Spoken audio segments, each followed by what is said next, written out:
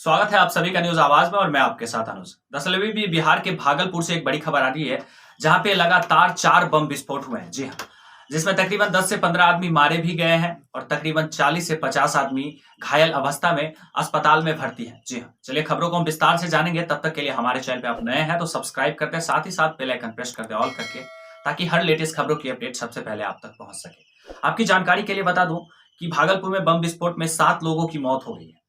घर पूरी तरह से 4-5 घर जो है वो क्षतिग्रस्त हो गई है। और आपकी जानकारी के लिए खबरों को हम विस्तार से जानते हैं। बिहार में भागलपुर जिले के गाजीवाला चौक में गुरुवार रात करीब 11:30 बजे जोरदार बम ब्लास्ट हुआ। इसमें 7 लोगों की मौत हो गई है, कई लोग घायल हुए हैं। विस्फोट इतना जोरदार था कि आसपास के 4 घर जमीनों में लिफ्ट हो गए हैं पूरे। इससे पता ही नहीं चलता है कि इससे पहले भी यहाँ घर था। जी हाँ, ये विस्फोट का कारण है पटाखे बनाने वाली फैक्ट्री। आपकी जानकारी के लिए बता दूं कि कुछ साल पहले यहाँ पे पटाखे की फैक्ट्री चलाई जा रही थी, जिसके लिए बहुत से तरह की अवैध कार्यकर्ताओं थे उसमें शामिल और अवैध तरह की कार्य भी की जा रही थी। जहां पे रोक भी लग गया था, जिस फैक्ट्री को बैन कर दिया गया था, उसके बावजूद भी चोरी छुपे ये फैक्ट्री चलाई जा रही थी, पटाखे की फैक्ट्री, जिसके दौरान ये ब्लास्ट हुआ है। और ब्लास्ट छोटा नहीं हुआ, तकरीबन 4 से 5 घर पूरे क्षतिग्रस्त हो गए। जी हाँ, आपकी जानकारी के लिए बता दूं, इस इलाके में शादी के लिए पटाखे बनाने का काम किया जाता था। आशंका ये भी जताई जा रही है कि घर में रखे पटाखों में ब्लास्ट हुआ है। कुछ दिनों पहले आईबी ने भी भागलपुर पुलिस को अलर्ट किया था। धमाके की चपेट में कई घर आए हैं, इसलिए ये मामला संदिग्ध भी लग रहा है। जी हाँ, पुलिस बम ब्लास्ट के एंगल से भी इसकी जांच कर रही है।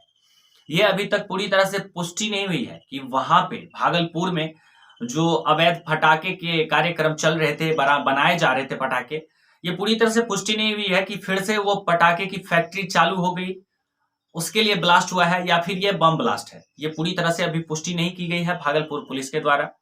और जांच जो है लगातार, जांच में कोई रुकावट नहीं है, जांच जो है लगातार चल रही है। जी हाँ, और आपकी जानकारी के लिए बता दूं आगे, घायलों का इलाज भागलपुर के मायागंज अस्पताल में चल रहा है। घटना की सूचना मिलते ही पुलिस अफसर घटनास्थल पर पहुंच गए और जितने जमीन जायदाद हुए मकानों के मलबे को हटाने का काम चल रहा है। आपकी जानकारी के लिए बता दूं कि घटना की जानकारी मिलते हुए भागलपुर की पुलिस जो है घटनास्थल पर पहुंचती है और वहां पे जितने भी मकान क्षतिग्रस्त हुए हैं बमबारी के दौरान, वहां पे जो बम विस्फोट हुआ है, पहले तो ये सिद्ध नहीं अभी तक हो पाया है, ये जानकारी क्लियर नहीं हो पाई है कि ये विस्फोट जो हुआ है वो बम विस्फोट हुआ है या वहां पे पहले से पटाखे की फैक्ट्री चल रही थी, उसमें कुछ बारूद में आग लगने की वजह से यह विस्फोट हुआ है।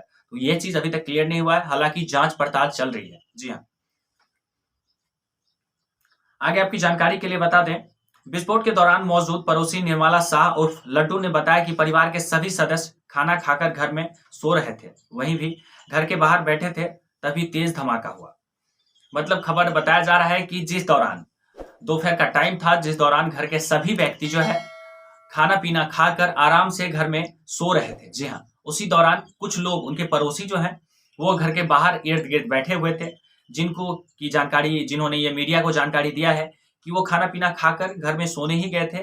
उसके बाद जो है ये अचानक विस्फोट हो जाती है। जी हाँ, आपकी जानकारी के लिए बता दूं, परिवार के सभी सदस्य मलबे में दब चुके थे। घटनास्थल पर बहुत धुआं हो जाने से कुछ दिखाई नहीं दे रहा था। किसी तरह कुछ लोगों को ई रिक्शा से ले जाकर मायागंज अस्पताल में भर्ती कराया गया। घटना के बाद पूरे इलाके में दहशत है। मतलब बमबारी कुछ इस तरीके से हुई थी और मकान कुछ इस तरह से टूट के गिर गया था कि उस मकान के मलबे में जितने परिवार के सदस्य हैं वो सारे दब गए और धुआं इतना हो चुका था कि पता नहीं चल रहा था कि कहां पे कौन है, क्या है और कैसे है। जी हाँ, इसी दौरान ई रिक्शे से जो भी मिले, जो भी हत्या जिनकी भी वहां पे मृत्यु हो गई इस घटने के दौरान, उनको अस्पताल ले जाया गया ई रिक्शे से। जी हाँ, और जो भी वहां पे अभी फिलहाल जांच पड़ताल चल रही है, एसआईटी की गठन हुई है इसके लिए और पूरी तरीके से इस मामले की तह तक जांच होगी। जी हाँ, आगे आपकी जानकारी के लिए बता दूं, काजबाली चक में बम ब्लास्ट से कई घरों को भी नुकसान हुआ है। किसी की छत गिर गई है, किसी की खिड़की में लगा शीशा टूट गया है। वहीं स्थानीय रमेश ने बताया कि इतनी जोरदार आवाज के साथ ब्लास्ट हुआ कि पहले कभी भी इतनी जोर से आवाज नहीं हुआ था। वहीं स्थानीय रमेश कुमार नाम का एक व्यक्ति है, जिसका कहना यह है कि ऐसी ब्लास्ट जो है ये पहली बार हुई है। ऐसा ब्लास्ट पहले कभी हुआ ही नहीं था।